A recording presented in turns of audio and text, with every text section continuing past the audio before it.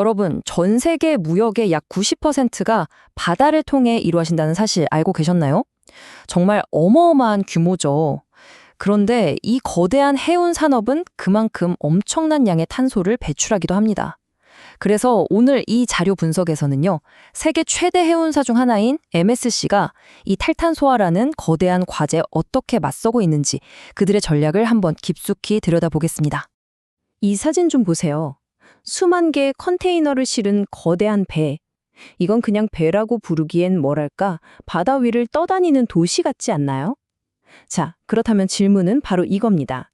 이 떠다니는 도시에 탄소 발자국을 대체 어떻게 줄일 수 있을까요?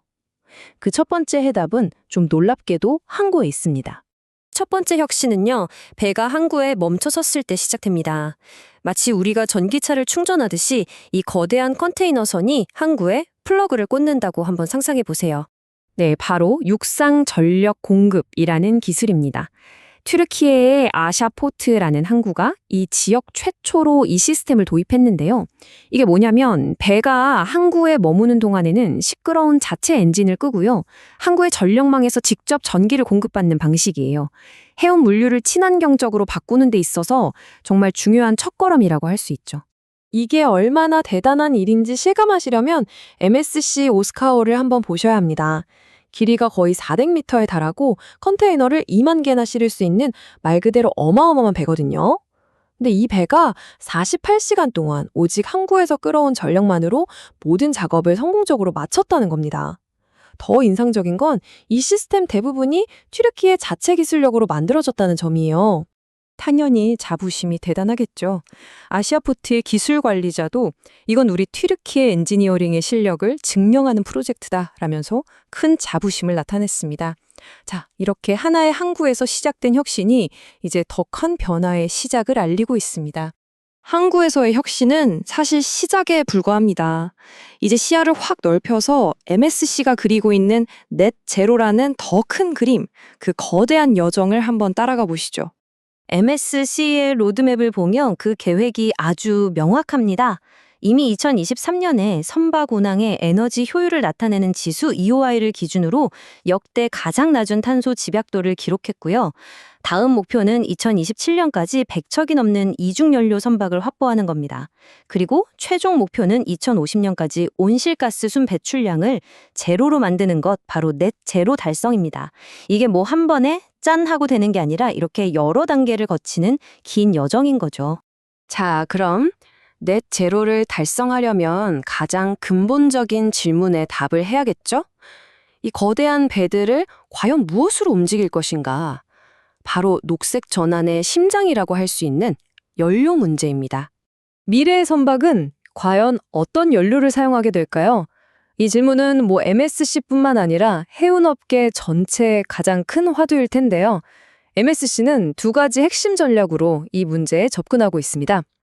MSC의 전략은 장기적인 계획과 단기적인 실행을 영리하게 결합한 이중연료 전략입니다. 한편으로는 LNG를 쓰면서 미래의 합성 연료로 나아가는 다리를 놓는 거예요.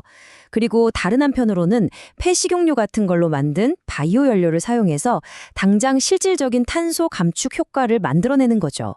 이 바이오 연료 전략의 핵심에는 탄소 인세팅이라는 개념이 있습니다. 좀 생소하죠?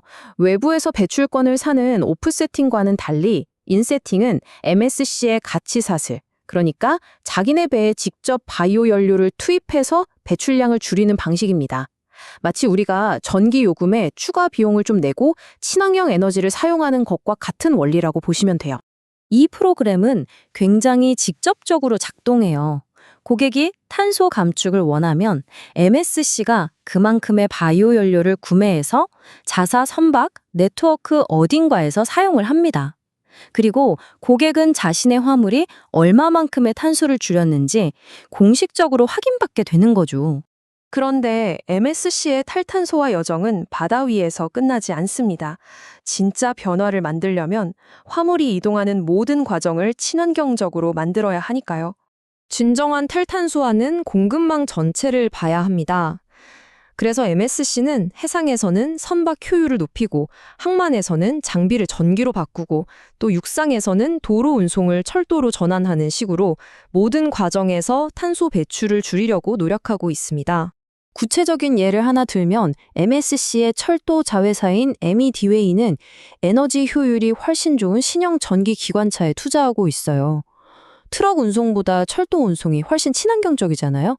이렇게 육상 물류에서 나오는 탄소까지 줄이겠다는 아주 구체적인 움직임입니다. MSC에게 지속 가능성은 단순히 탄소 배출 문제에만 그치지 않습니다. 그들이 항해하는 이 푸른 바다, 즉 해양 환경을 보호하는 것 또한 굉장히 중요한 과제라고 보고 있습니다. 그 노력을 아주 상징적으로 보여주는 숫자가 바로 95%입니다. 이게 뭐냐면요. 스리랑카 연안에서 항로를 아주 약간만 변경했더니 멸종위기에 처한 대왕고래와의 충돌 위험을 줄일 수 있는 잠재적 감소율입니다. MSC는 업계 최초로 고래 보호를 위해 주요 항로를 자발적으로 변경하기도 했습니다. MSC의 CEO도 바로 이 점을 강조합니다. 이런 데이터 기반의 환경보호 활동이 결국 회사의 핵심 정신과 연결되어 있다는 거죠. 기술과 데이터뿐만 아니라 이걸 실행하는 사람들의 열정과 정신이 모여서 넷제로로의 전환을 이끌고 있다는 이야기입니다. 자, 따라서 핵심은 바로 이 모든 노력들이 결국 하나의 방향을 가리키고 있다는 점입니다. 항구의 전력 공급부터 연료의 혁신, 육상 운송의 변화, 그리고 해양 생태계 보호까지 이 모든 조각들이 모여서 넷 제로라는 하나의 거대한 그림을 완성해 나가고 있는 거죠. MSC는 분명히 지속 가능성을 향한 새로운 항로를 그리고 있습니다. 하지만 여기서 우리는 마지막 질문을 던져봐야 합니다. 과연 한 기업이 일으킨 이 거대한 파장이 전 세계 해운업이라는 이 거대한 바다의 흐름 전체를 바꿀 수 있을까요? 이 여정은 아직 끝나지 않았습니다.